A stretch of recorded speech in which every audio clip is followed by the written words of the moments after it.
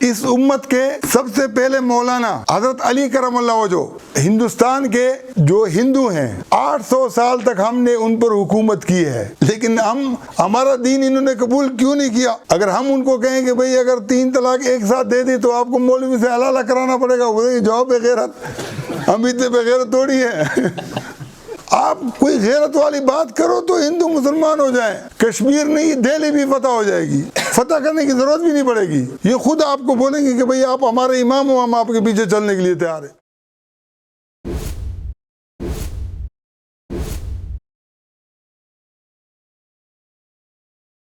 ام ہانی حضرت علی کی بہن تھی، اپنے شوہر کی محبت میں اللہ کا حکم نہیں مانا، ہجرت نہیں کی، اپنے شوہر کے ساتھ ہی رہی، اور اس امت کے سب سے پہلے مولانا حضرت علی کرم اللہ وجہ مولا نا فضل الرحمان، مولا نا سمیع الحق، نا کا معنی ہمارا، مولا نا ہمارا، تو مولا پہلا مولا کون تھا؟ علی کرم اللہ۔ اس نے اپنے دماغ سے یہ سوچا کہ یہ میری جو بہن ہے اس کے ساتھ اس کا یہ تعلق ناجائز ہے، اس لیے بہنوئی کو قتل کرنا چاہا، تو اس کی بہن بھاگ کے آئی۔ یہ جو قرآن کے اندر سورہ بقرہ کے اندر جو لفظ استعمال ہوا ہے لا یحل کا، علی نے جو ہے نا سنگل نہیں ڈبل لفظ جو ہے نا دیکھ کے یہ جو ہے نا سمجھا تھا۔ ہجرت کے بعد جو خواتین وہاں گئیں تو اللہ تعالیٰ نے نبی اسلام کو کہا کہ ان کا آپ امتحان لو، اگر یہ واقعتاً مومن ہیں تو لا ہم حل لہم ولا ہم یحلون لہم، نہ وہ ان شوہروں کے لیے حلال ہے اور نہ شوہر ان کے لیے حلال ہیں۔ ڈبل سائڈ پر اللہ تعالیٰ نے جو نا اس کا تذکرہ کیا۔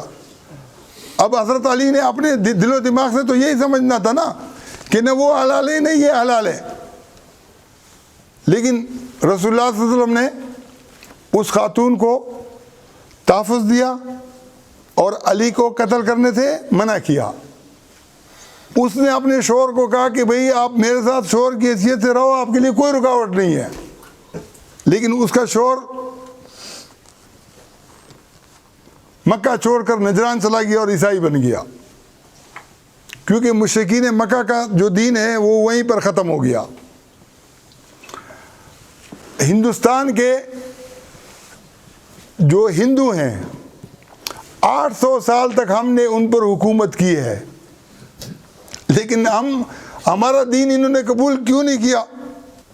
اگر ہم ان کو کہیں کہ بھئی اگر 3 طلاق ایک ساتھ دے دی تو آپ کو مولوی سے حلالہ کرانا پڑے گا، وہ جواب بغیرت، ہم اتنے بغیرت تھوڑی ہیں۔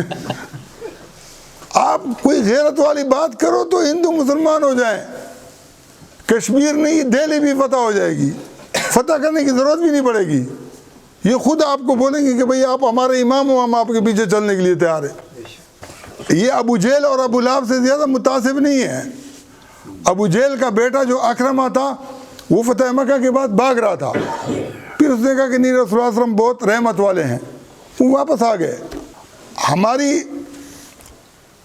مصیبت یہ ہے کہ ہم فوج اور جمہوریت کو ایک ایسے تناظر کے اندر جو لڑانے کی وہ کرتے ہیں، لڑائی تو ان کی آپس کی ہے اور ہے اوریجنل لڑائی ہے۔ حامد میر نے کہا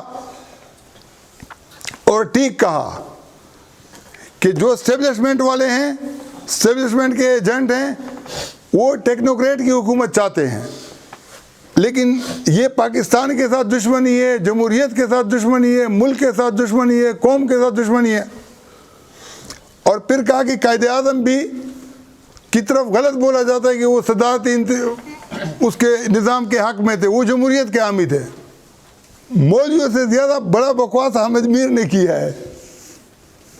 بھائی قائد اعظم نے تو ٹیکنوکریٹ کی حکومت قائم کی تھی، وزیر قانون جو ہندو تھا وہ کیا جمہوریت کے راستے سے آیا تھا؟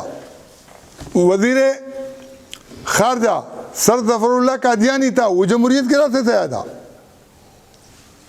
ہم ٹیکنوکریٹ کی جو ہے نا حمایت نہیں کرتے ہیں.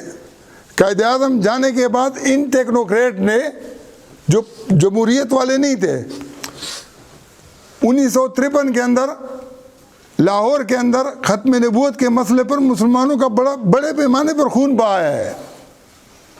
ٹیکنوکریٹوں نے بہایا ہے. یہ آج جو ختم نبوت کی رٹ لگا رہے ہیں، خادم حسین رضوی صاحب،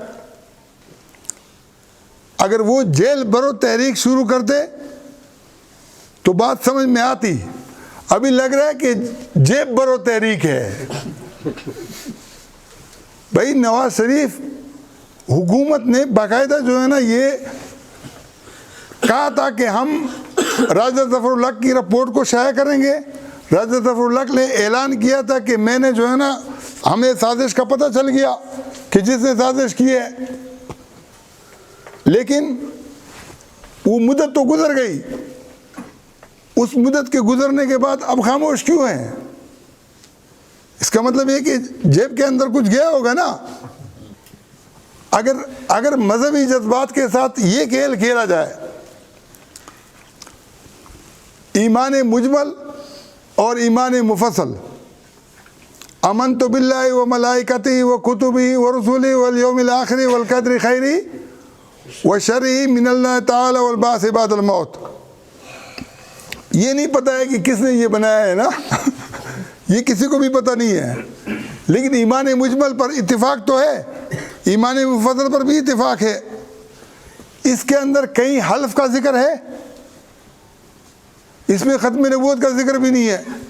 بھائی تم اپنے ایمان مجمل کے اندر تو حلف اور ختم نبوت کا وہ تو ڈالو. پارلیمنٹ کے لیے جس کو ضروری قرار دیتے ہو وہ تو تمہارے ایمان مجمل اور ایمان مفصل میں بھی نہیں ہے. اور مرزا غلام احمد قادیانی بھی ایک مولوی تھا، اور اس کی جو لڑائی تھی وہ یہ تھی کہ جیسے تم مسلمان ہو ویسے میں ہوں. آج بھی وہ کہتے ہیں کہ ہم احمدی ہیں. میں نے ان کے مبلغین کو ان کے مرکز کے اندر جا کے ان کو چیلنج کیا ہے.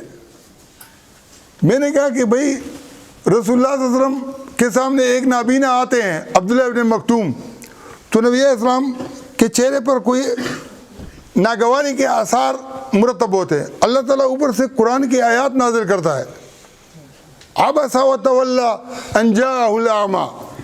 ایک نابینا کے آنے کی وجہ سے چہرہ چیب جبی ہوا. نبی علیہ السلام آخری وقت تک فرماتے ہیں کہ اس کی وجہ سے مجھے اللہ نے ڈانٹا ہے، اس نابینا کی وجہ سے. اللہ تعالیٰ قرآن کے اندر نبی علیہ السلام کو کہتے ہیں کہ آج کے بعد اگر تجھے کوئی بیوی عورت پسند بھی آ جائے تو آپ نے شادی نہیں کرنی ہے. قرآن کی آیت ہے. ام ہانی جو تھی وہ نبی علیہ السلام کی شہزاد بہن تھی. اس نے نبی علیہ جب شور چھوڑ کے چلا گیا، نبی علیہ السلام نے کہا کہ میں نکاح کی دعوت دیتا ہوں. اس نے کہا کہ یہ میرے لیے بڑی عزت کی بات ہے کہ ام المومنین بن جاؤں، لیکن میرے بچے جوان ہیں، میں ان کو خفا نہیں کرنا چاہتی ہوں، اس لیے کہ یہ جس باپ کے بیٹے ہیں وہ اگر سے مشرک ہے لیکن ان کا باپ تو ہے نا. اب میں کسی اور کے ساتھ جو ہے نا رہوں گی تو یہ میرے ان کی عزت نفس کو ٹھیس پہنچے گی. عمران خان کے معاملے میں ان کی جو بیٹیاں ہیں وہ بیچاری جو ہے نا ان کی عزت نفس کو تو ٹھیس پہنچی ہوئی ہے. اس وجہ سے یہ معاملہ تھوڑا سا ٹھنڈا پڑا ہوا ہے.